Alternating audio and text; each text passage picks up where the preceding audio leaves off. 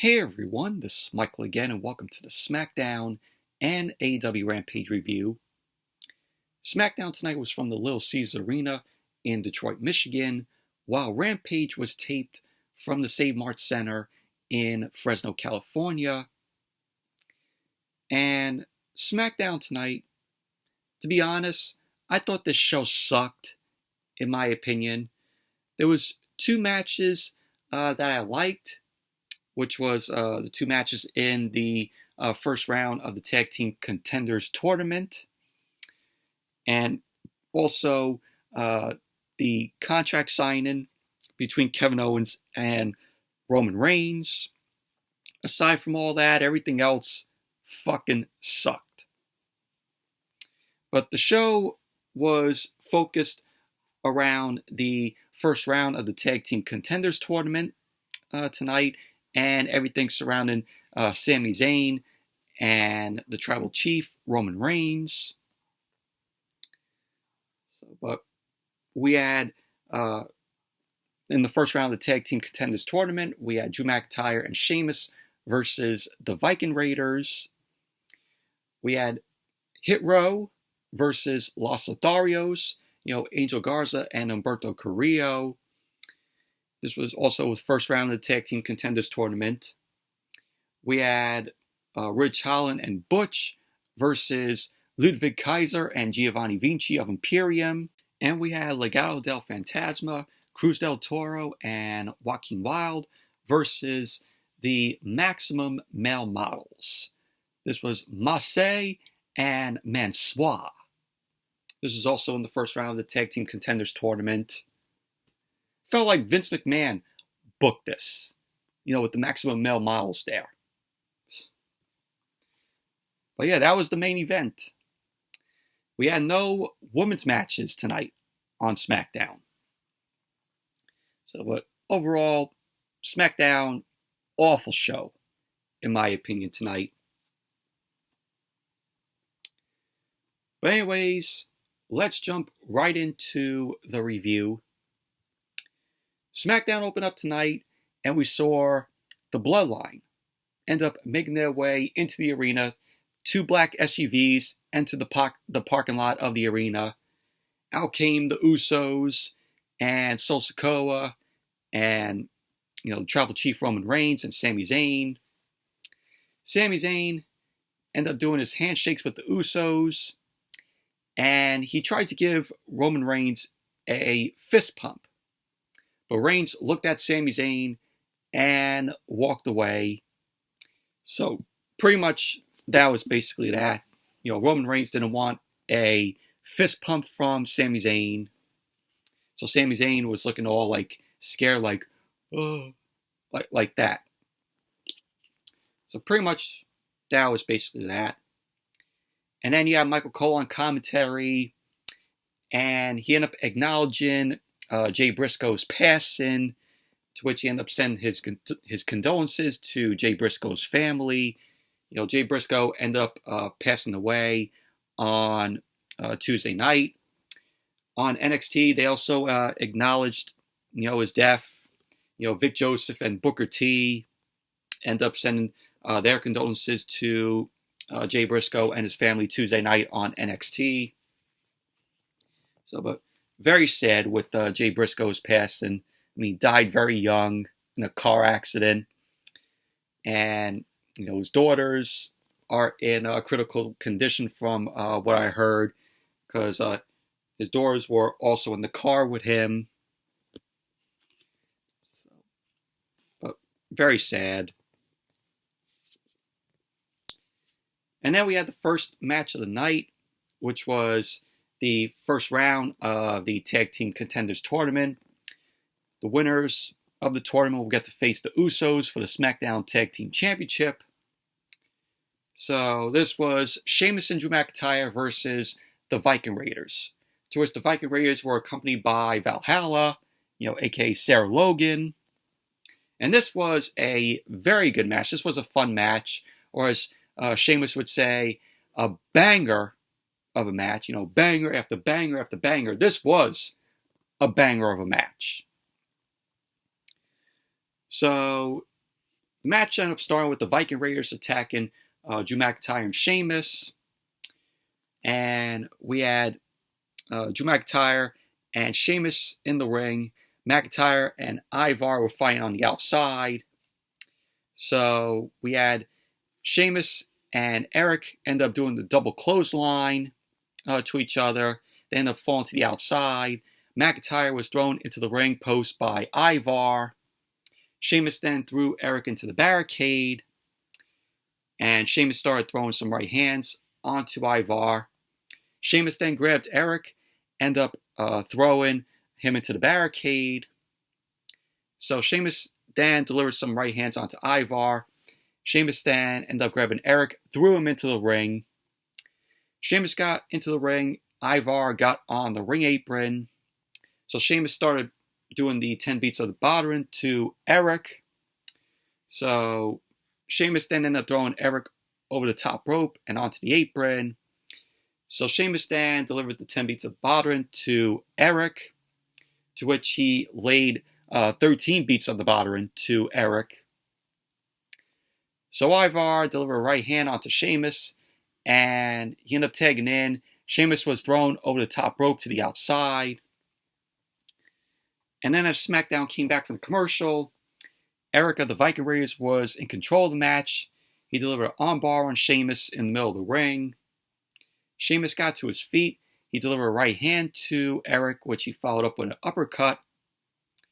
Sheamus then delivered a right hand, but Eric delivered a right hand to Sheamus, and then Ivar tagged in. Ivar delivered a double axe handle onto Sheamus in the middle of the ring. Eric tagged back in. Sheamus then delivered a right hand and a big boot to Eric, which he followed up with an Irish Curse backbreaker. McIntyre then tagged in, as did Ivar, so McIntyre and Ivar went at it. McIntyre then delivered a clothesline to Ivar, and then he delivered a shoulder tackle onto Ivar. So we had McIntyre end up doing an overhead throw onto Eric. McIntyre then delivered a neckbreaker onto Ivar, and also a neckbreaker to Eric. Then McIntyre ended up laying the Michinoku driver onto Ivar. McIntyre ended up going for the cover, and Ivar kicked out. McIntyre then lifted Ivar on his shoulders, but Ivar landed on his feet. McIntyre then ran towards Ivar, and then he ended up knocking McIntyre down. Eric ended up tagging in, so the Viking Raiders ended up double teaming on McIntyre. Eric ended up going for the cover, and McIntyre kicked out. Ivar then climbed to the top rope. McIntyre got to his feet, but Eric delivered a right hand onto McIntyre, and so McIntyre was in the Tree of Woe in the corner. Sheamus then delivered a white noise to Eric. McIntyre lifted up out of the Tree of Woe, and he ended up throwing Ivar onto the mat. So then as SmackDown came back from the commercial, Ivar delivered some right hands onto McIntyre. He ended up throwing McIntyre into the turnbuckle. McIntyre ended up bouncing back, and he ended up hitting Ivar with a clothesline. And then he delivered a future shock DDT to Ivar. McIntyre ended up going for the Claymore, but Ivar delivered a spinning kick to McIntyre. Sheamus then tagged in, as did Eric, so Sheamus and Eric went at it. Sheamus then delivered some right hands to Eric. Eric ended up coming back, delivered some right hands to Sheamus. Sheamus then ended up slamming Eric down onto the mat.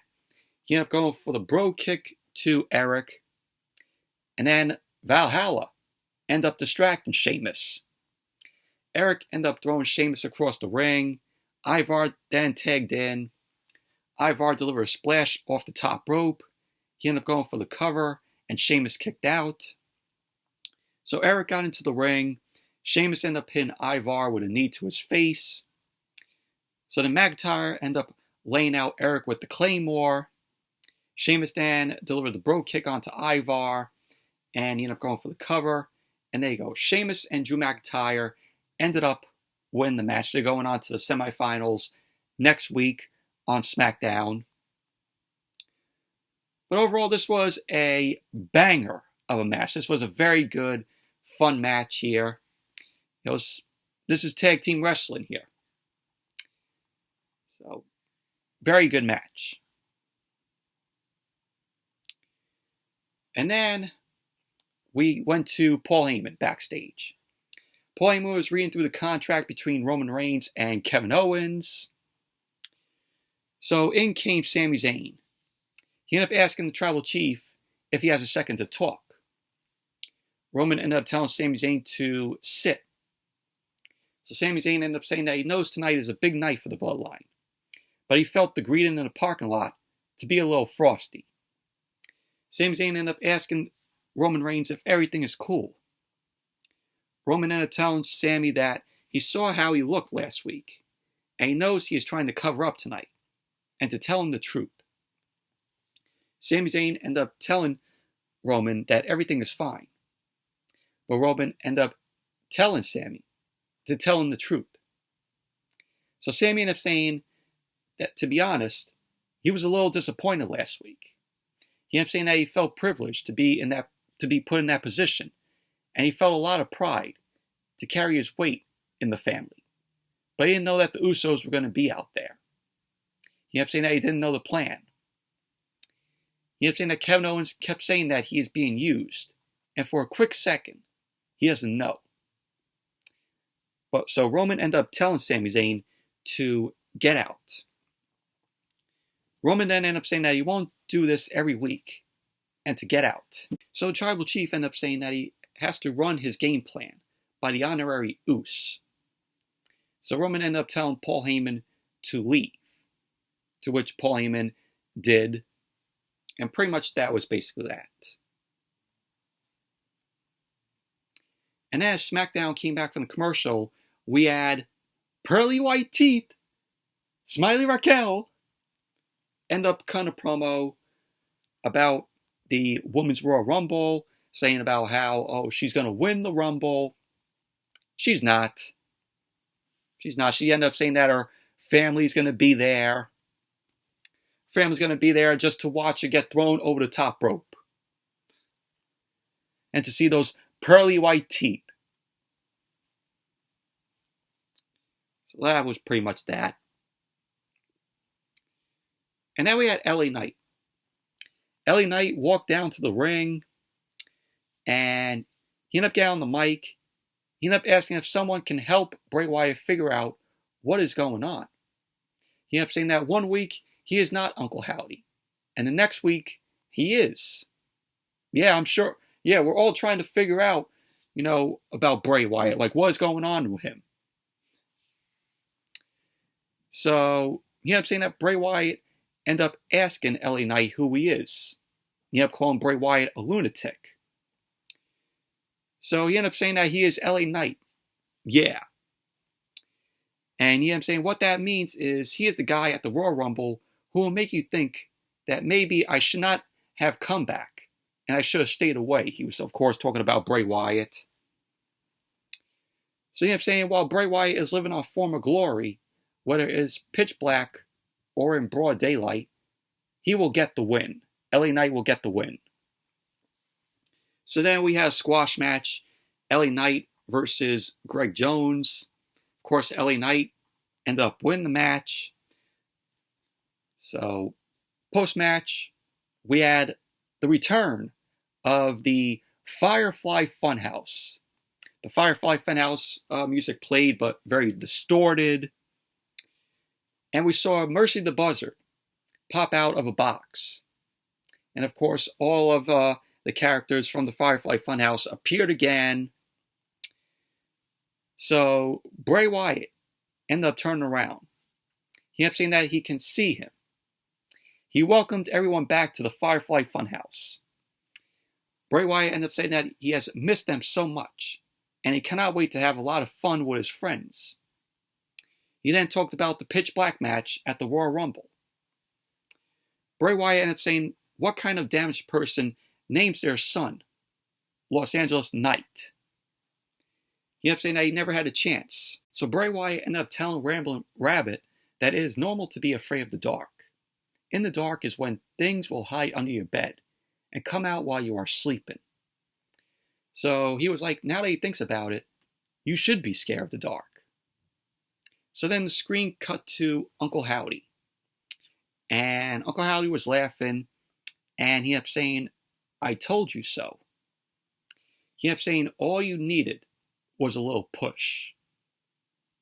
So then it cut back to Bray Wyatt, and he kept saying to LA Knight, I hope you are satisfied, in a very dark, sinister tone.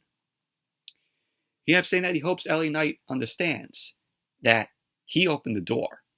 And now that LA Knight has opened that door, it is his problem. So then Bray Wyatt then laughs. He ends up saying bye. He goes up, bye. And then the Firefly Funhouse ended. And pretty much that was basically that.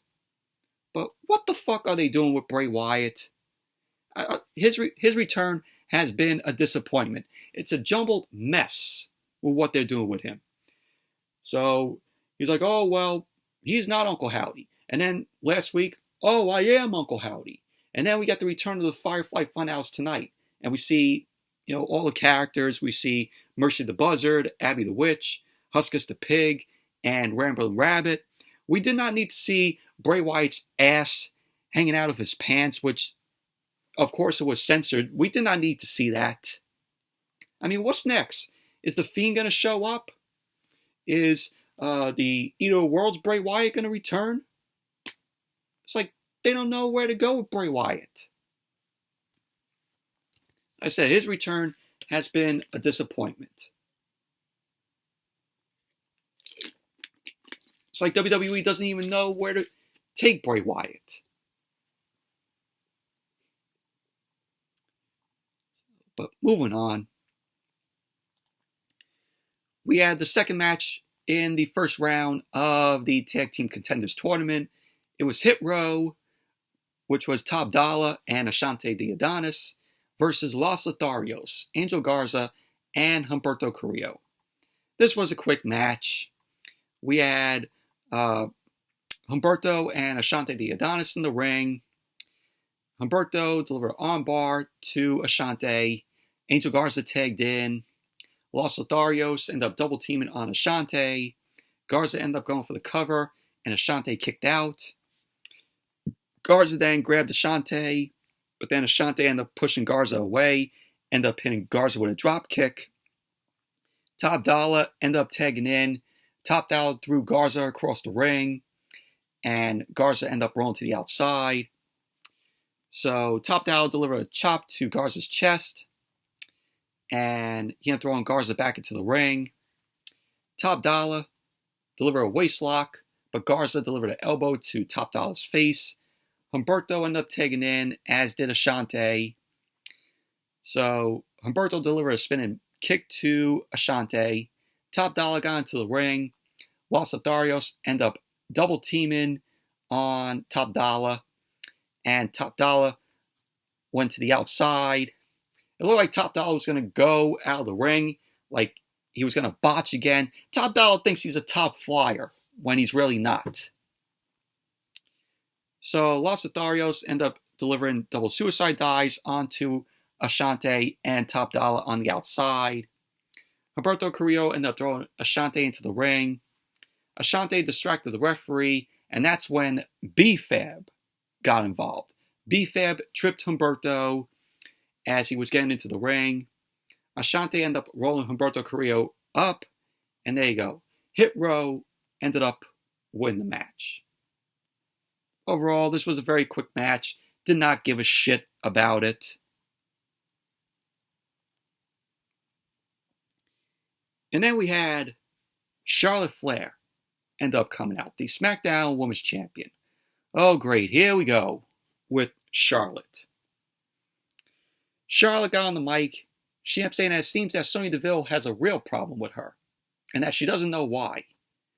And she kept saying maybe because she beat her 2 weeks ago.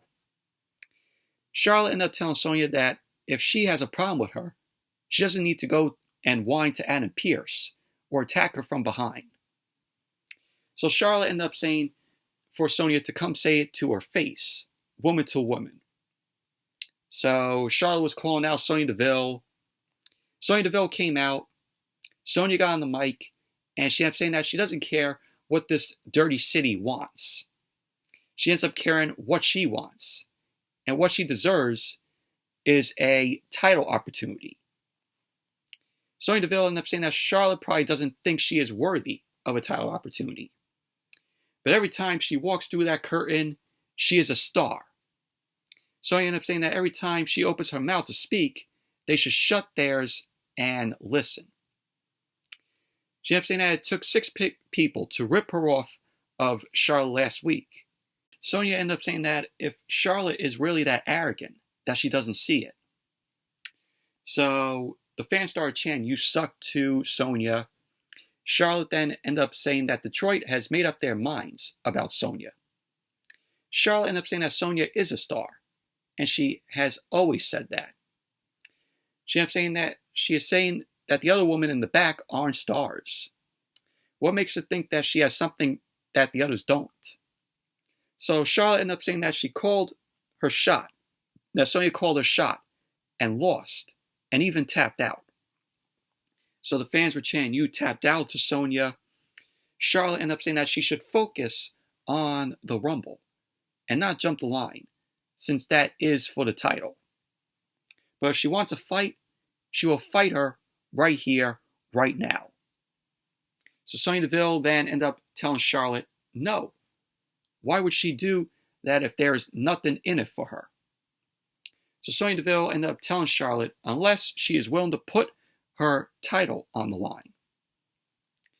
So then out came Adam Pearce. Adam Pearce ended up saying that he made himself clear.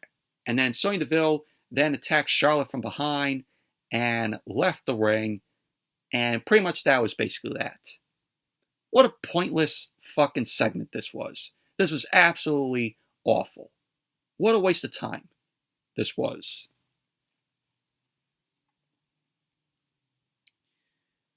So then we went backstage. Roman Reigns was sitting with Paul Heyman. Roman ended up telling Paul Heyman that if he can believe Sami Zayn. Paul Heyman ended up telling Roman that he has never liked Sami Zayn since day one, but he supports Roman's vision for the island of relevancy. He ended up saying that he tries to look at things from the perspective of the special counsel, and as his wise man, if he can take it into his rootless consideration, if it's better, as they are about to sign the contract to defend the title against Kevin Owens. He ended up saying that when it comes to Sami Zayn, maybe it's better to have him in the castle, pissing out rather than pissing in. So pretty much that was basically that. And then we had the third match in the first round of the Tag Team Contenders Tournament. The Brawling Brutes, Butch and Ridge Holland, versus Imperium, Giovanni Vinci and Ludwig Kaiser. Very good match this was. We had Giovanni Vinci and Ridge Holland end up starting the match. Vinci delivered a chop to Ridge Holland's chest, but Ridge Holland delivered a hip toss to Vinci. Butch tagged in, and the Brawling Brutes ended up double teaming on Vinci. So we have Vinci end up getting to the ropes. Kaiser ended up tagging in. He ended up slamming Butch down to the mat. Kaiser grabbed Butch.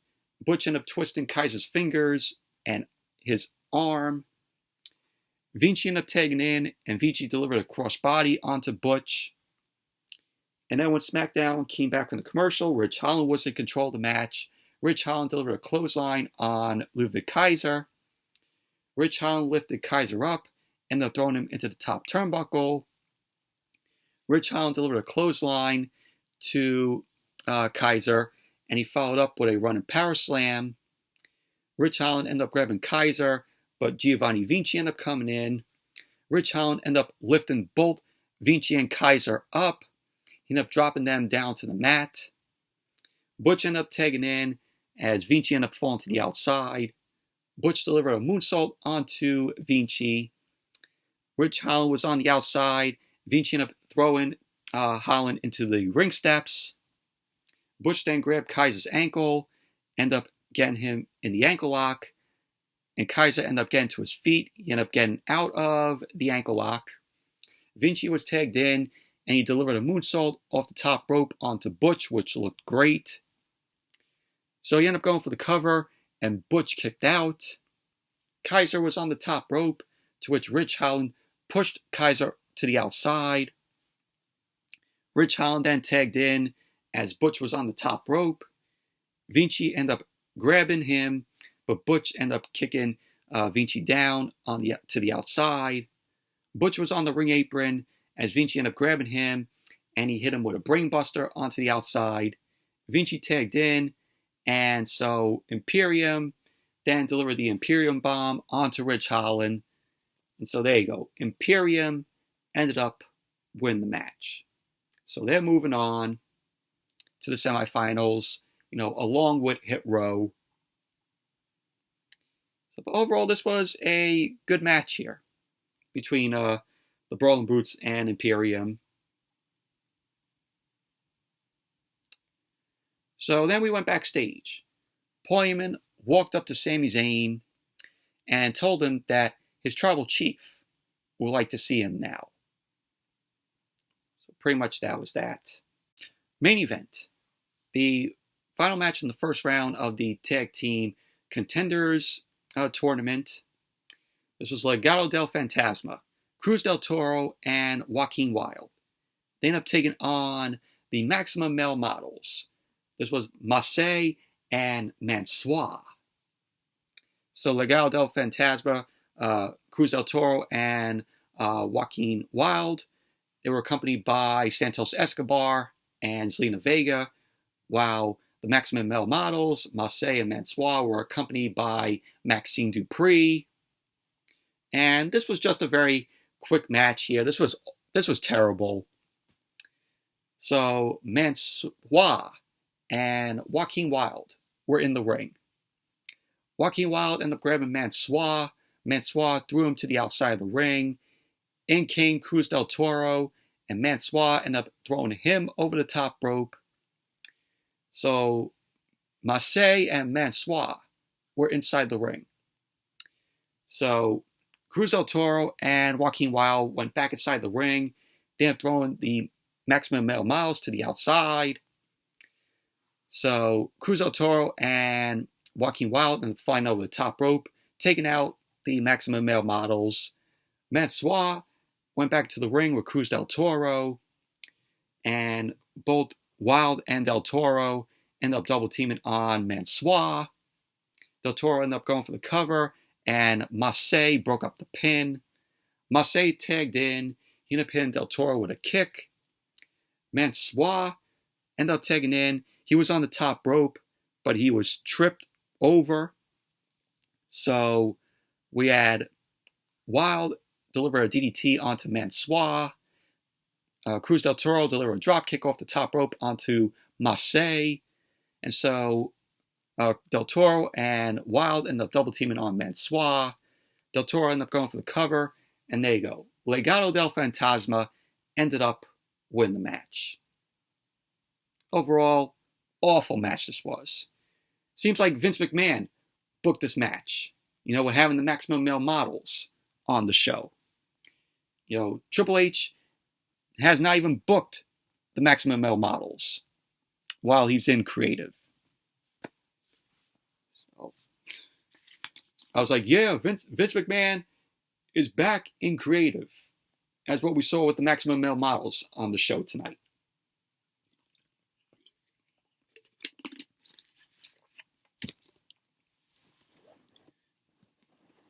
And then we went backstage. Roman Reigns ended up telling Sami Zayn to sit down. Roman ended up telling Sami Zayn that it's no secret that he has a temper. But that is why he has the wise man to counsel that anger. Roman ended up saying that he wasn't near Sami Zayn, and that he just wants clear communication.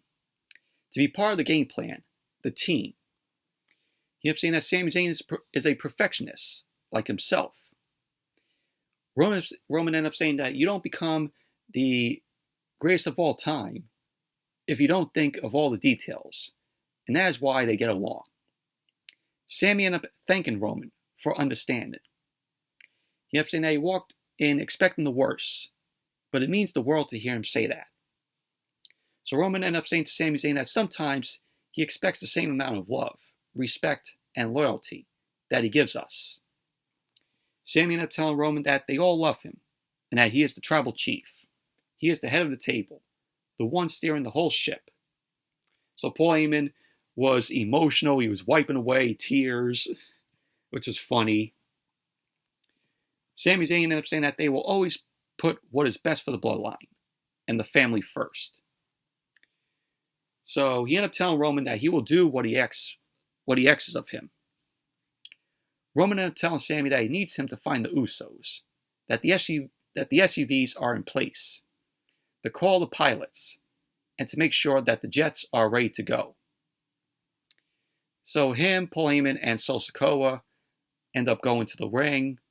Sami extended his fist, and him and Roman end up fist pumping. Sami Zayn left the room, and that was that. And then we had the contract signing between Roman Reigns and Kevin Owens. Adam Pearce was in the ring. Out came the tribal chief, Roman Reigns, Paul Heyman, and Solo Sikoa. They end up getting into the ring. Roman ended up sitting down.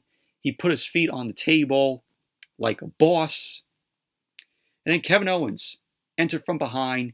He ended up throwing Solo Sikoa to the outside. Kevin Owens then ended up stunning Roman. Sikoa got on the ring apron. Owens ended up delivering a super kick to Sikoa. The Usos ran down. They ended up grabbing Kevin Owens to the outside. But Kevin Owens ended up hitting both the Usos with some super kicks. Owens ended up throwing Jay into the barricade. And he ended up throwing Jimmy into the ring steps. Owens got back into the ring. He ended up grabbing Roman. And he ended up delivering a pop-up powerbomb to Roman through the table, as Michael Cole was losing his shit on commentary, where Kevin Owens ended up attacking them. So Kevin Owens then ended up grabbing the contract from Paul Heyman, to which Paul Heyman was like, "Oh, I'm just an advocate. I'm just an advocate." So Kevin Owens ended up signing the contract. Out came Sami Zayn. He ended up standing on the ring apron. Kevin Owens threw the contract at Sami Zayn, and he left the ring. He ended up going into the crowd as Sami Zayn got into the ring. And pretty much that was basically how SmackDown ended. But overall, I really like this. It's a typical WWE contract sign-in. Something's going to go wrong. But Kevin Owens ended up coming out there, being up on the bloodline. Michael Cole losing his shit on commentary as Kevin Owens was doing that was just great. But overall, SmackDown, awful show tonight, in my opinion. I like the contract sign-in, and also Drew McIntyre and Sheamus versus the Viking Raiders, and Imperium versus the Brawling Brutes. Everything else was just awful. Moving on to AEW Rampage, which Rampage was a decent show tonight. We had Jungle Boy in action. He had taken on Ethan Page. WILLIE MACK was in action. It's been a long while since I've seen WILLIE MACK. The last time I saw him was on Lucha Underground. And, he's just great in the ring. But he ended up taking on Brian Cage. We had Jade Cargill and Leila Gray in action, where they ended up taking on Jaina and Jordyn Vanity. And the main event, it was Action Andretti versus Daniel Garcia. So, Rampage opened up with Jungle Boy versus Ethan Page. And this was a pretty good match here. Ethan Page went right for the Ego's Edge on Jungle Boy, but Jungle Boy countered that. The match ended up going to the outside. Ethan Page ended up hitting Jungle Boy with a huge clothesline on the outside. So they went back to the ring. Ethan Page ended up having Jungle Boy on the top rope. He countered, and he ended up hitting Page with a drop kick. Stokely Hathaway distracted Jungle Boy as he ended up taking out Jungle Boy. He tossed him to the outside. Page ended up hugging Matt Hardy on the outside. Matt Hardy didn't even look too thrilled at Ethan Page. Page ended up tossing Jungle Boy back to the ring. He picked up Jungle Boy and headbutted him in the chest. Page then delivered a clothesline to Jungle Boy. He clotheslined him over the top rope. So the match went to the outside again. Page and Jungle Boy were exchanging blows. Page came back. He shoved Jungle Boy's head into the ring post. Page then picked Jungle Boy up, tossed him back into the ring. Page ended up going after the lower back of Jungle Boy. Page then ended up picking Jungle Boy up, ended up dropping him down. So as Rampage came back from the commercial, Jungle Boy ended up hitting a reversal on Ethan Page, but he got caught by him. Jungle Boy ended up getting loose, and he ended up hitting Page with a lariat. Page ended up coming back with a back body drop on Jungle Boy. Page then charged toward Jungle Boy, but he ended up meeting him with a boot to the face. Page came back with a power slam on Jungle Boy. He ended up going for the cover, and Jungle Boy ended up kicking out. So both guys were up. Page ended up kicking Jungle Boy. He attempted to hit a few twists of fates to Jungle Boy, but Jungle Boy countered. Page then came back, ended up hitting Jungle Boy with a twist of fate, and he ended up going for the cover, and Jungle Boy kicked out. Jungle Boy ended up rolling out to the floor, and then Hook ended up coming out. The fans popped for Hook as he made his way out. Page ended up trying to pin Jungle Boy, and he ended up grabbing Matt Hardy's ponytail for leverage. But Matt Hardy ended up swatting away at Page. He ended up swatting Page's hand. Jungle Boy ended up rolling up Page, and there you go. Jungle Boy ended up winning the match. Post-match, Stokely Hathaway got into the ring, and he got on the mic. He ended up calling Matt Hardy an idiot. So Ethan Page ended up asking why Matt Hardy cost him the match. Ethan Page ended up asking Matt if he has his back. Page ended up asking Matt what he did. So Matt ended up saying that he was trying to tell Hook to leave. Page ended up asking Matt if he has his back, to which Matt Hardy ended up saying that he does have Page's back. Page then ended up saying that Matt Hardy owes him. So Ethan Page ended up challenging Jungle Boy and Hook to a match this Wednesday on Dynamite. So it's going to be Jungle Boy and Hook versus Ethan Page and Matt Hardy. So Stokely Hathaway then ended up telling Matt Hardy that he is in time until Wednesday. So pretty much that was that. So again, that match Wednesday on Dynamite, Jungle Boy and Hook versus Matt Hardy and Ethan Page. Should be a pretty entertaining match there.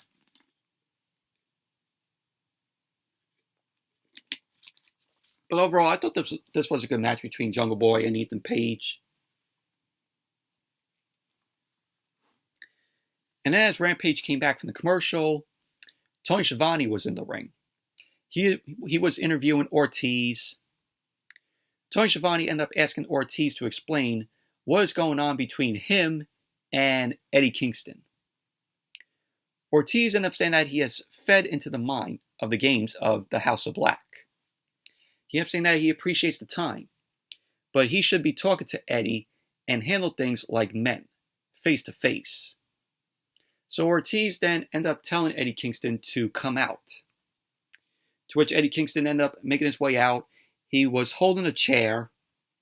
Ortiz had the mic as Tony Schiavone left the ring. Ortiz ended up saying that this is the only way to get Eddie Kingston's attention. Ortiz ended up questioning why Eddie Kingston was going to hit a woman. He ended up saying that is not how his parents raised him. And where they come from, they don't hit women. Ortiz ended up saying that Homicide would say that Eddie is a coward and a fake tough guy. So Eddie Kingston then ended up hitting Ortiz in the gut with a chair, ended up hitting him again. So Eddie then walked off for the chair, and pretty much that was basically that. So Ortiz here turns heel on Eddie Kingston. But overall, this was a decent segment here. So then we got a video package. Darby Allin ended up issuing a challenge to the House of Black and Buddy Matthews for the TNT Championship this Wednesday on Dynamite. So it's going to be Darby Allin versus Buddy Matthews for the TNT Championship. Should be a good match.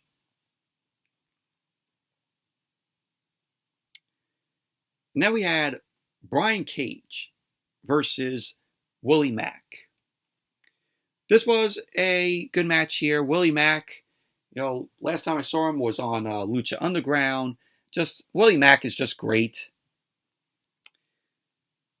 So the match ended up starting with both guys ended up locking up. Brian Cage had Willie Mack in an armbar. Mack ended up reversing that, ended up having Cage in an armbar. Both men were going back and forth. Willie Mack ended up taking down Brian Cage with an arm drag. But Brian Cage came back, ended up nailing a flying boot to Mack's face. Brian Cage had Mack in the corner, ended up hitting him with some forearms.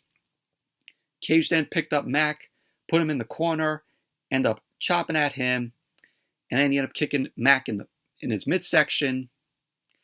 Mack ended up falling down. Cage ended up giving him a big boot to the face.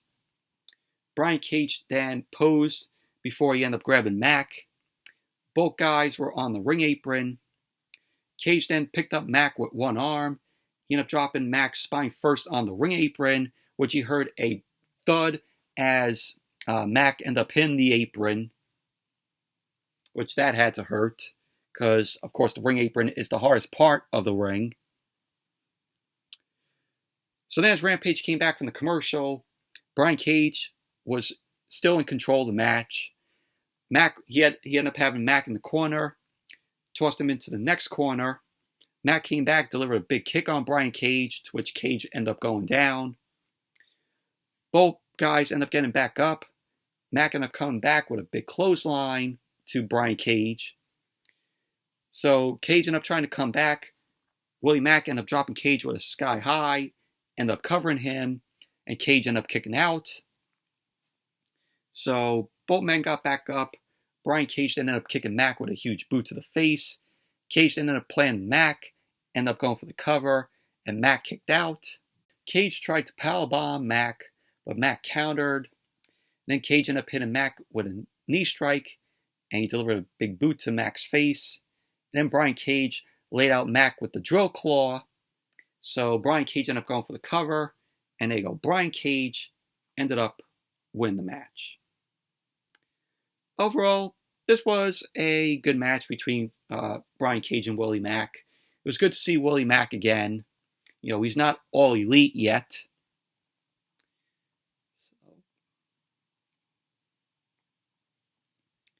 Now we had Jade Cargill and Leila Grey versus Jaina and Jordyn Vanity.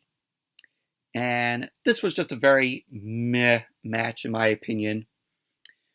So we had Leila Grey and one of the Vanity sisters start the match. Grey had Vanity down with a front face lock. Both women got back up. So Jay ended up hitting one of the Vanity sisters. And Chris Jericho, on commentary, he did not know which Vanity sister was in the ring. Because both Jaina and Jordyn, they look a lot alike. So at the end of the match, we had Jay end up hitting Jaded. So there you go. Jade Cargill and Leila Grey end up winning the match. Jade now has 49-0 record.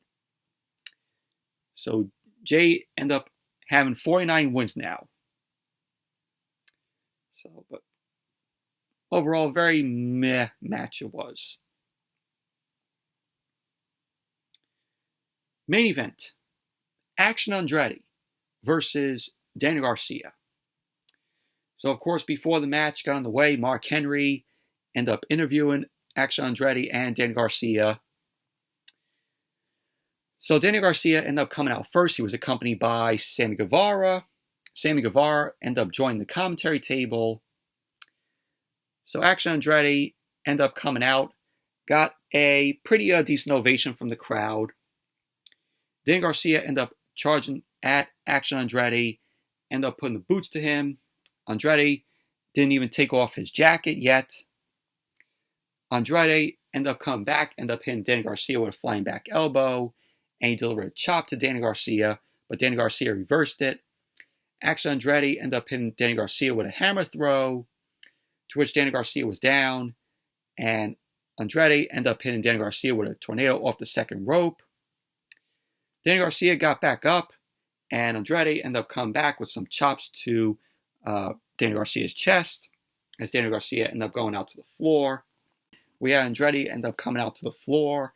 Danny Garcia ended up dropping Andretti with a clothesline to the face. And then Danny Garcia ended up tossing Andretti into the ring steps. And then as Rampage came back from the commercial, Danny Garcia ended up kicking Andretti in the face. And he started continuing to deliver kicks to Andretti's face. Andretti ended up coming back with a huge lariat to Danny Garcia. Andretti then ended up hitting Danny Garcia with a neck breaker, and he ended up going to the top rope. Danny Garcia ended up going to the outside, and Andretti ended up taking out Danny Garcia on the floor. Danny Garcia got back into the ring, as Andretti ended up hitting him with a moonsault from the ropes, which was great. Andretti ended up picking up Danny Garcia, but Danny Garcia countered, and he ended up having Andretti in a chokehold. Andretti ended up reversing that into a pin attempt. Andretti ended up picking up Danny Garcia, dropped him with a neck breaker, and Andretti ended up going for the cover, to which Danny Garcia ended up kicking out too. So Danny Garcia then ended up hitting Andretti with a huge springboard clothesline to his face. He ended up going for the cover on Andretti, but Andretti ended up kicking out. Danny Garcia ended up trying to go for another pin attempt, and Andretti kicked out of that. So Andretti ended up hitting Danny Garcia with a shooting star press, and Andretti ended up going for the cover, and there you go. Action Andretti ended up winning the match, and that was how Rampage went off the air. Overall, I thought this was a good match. Action Andretti, very good in the ring. Overall, Rampage, decent show tonight. I thought it was better than Smackdown, in my opinion. But anyways, that's it for the Smackdown and AEW Rampage review. Thank you all for watching. Hope you all enjoyed this review. Give the video a thumbs up, comment, subscribe, and until next video, I'll see you all later.